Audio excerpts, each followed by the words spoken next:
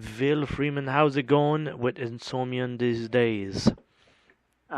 It's going good. You're the last interview for the night, and so I've been sitting in front of my computer and calling you guys and talking about new album. So it's all good. So promotion for this album, we say it's quite good at this moment. The people are promoting it. Yeah, I think the promotion is going good, and I think Century Media is doing really great job with the promotion. We haven't had this many interviews, never before. So of course it's a tough job. It takes a lot of time, but it's important, and most of all, it's most of the time really fun to talk with you guys about the new album and so on. So Ville, like One for Sorrow, this album was recorded, and how long would you say it took to make it? I think we properly started to rehearse the songs in the beginning of this year. So we had some stuff ready, but we basically used the first 3 months to just come up with the songs, and then had rehearsals once in a month for January to April, and it was quite tight schedule. So basically, just after we finished the last songs, we just went to studio. We had the studio booked for April to start recording drums, and we kind of like planned everything beforehand. So we have big pauses there and there, and basically just feed everything to our personal schedules to just make it work. And it's always easier when you have some breaks and time off before after recording and before starting to mixing the album, so you kind of get a fresh pair of ears with you. So I think the whole process, like making the music, started in the end of last year, and we got the album mastered in the end of June. So basically, we were working for the whole last 6 months, or the first 6 months of this year for the album. And for the guitar tones that we hear, would you say it's the same equipment you've been using?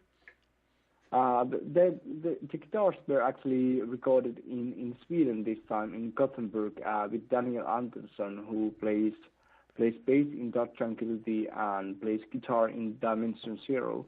And we actually got known with Daniel when we were supporting Dark Tranquility last year, and it's like one thing just led to another, and we're just drinking and having fun. And at one point he just informed that, okay, guys, I actually go on one studio in Gothenburg, and if you ever would like to come down and record something, I'd be happy to work with you guys. And we instantly thought that this sounds like a good idea, and later on when the tour was finished, we just contacted Daniel and booked the dates, and we actually used Daniel's equipment and a lot of his guitars to record guitar tones this time, and he used his method of making the guitar sound and recording guitars. So it's just probably the biggest thing that changed sound-wise for this album.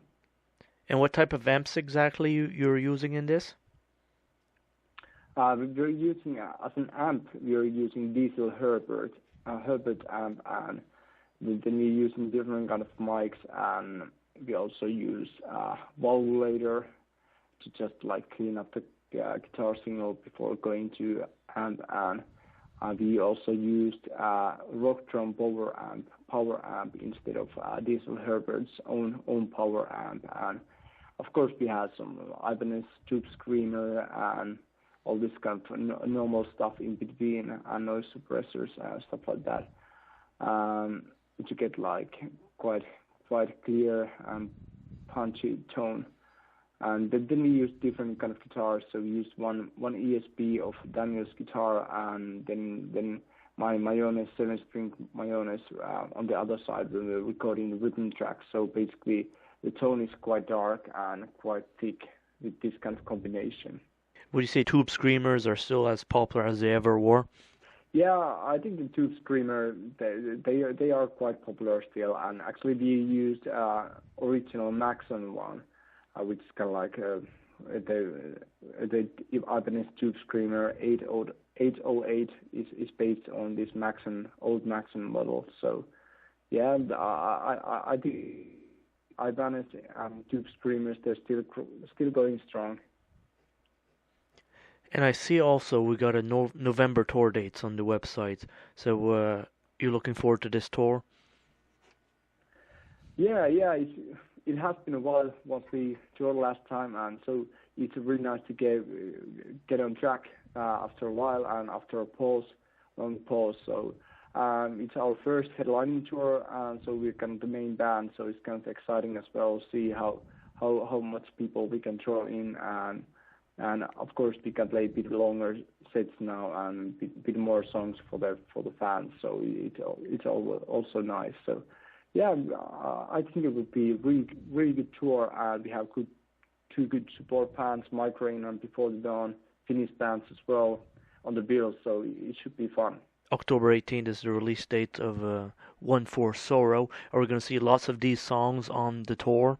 Yeah, actually, I think that this tour, or the first tours we're gonna make, we're gonna play a lot of songs from the new album, and yeah, again, it's always when you're releasing a new album, you want to kind of add new songs to the set list and make it work live, and yeah, it's always fun to play new songs, but of course it gets harder all the time to kind of build up the set list, and because you have 5 albums to play songs from, so it's a really difficult job to pick out the songs every time.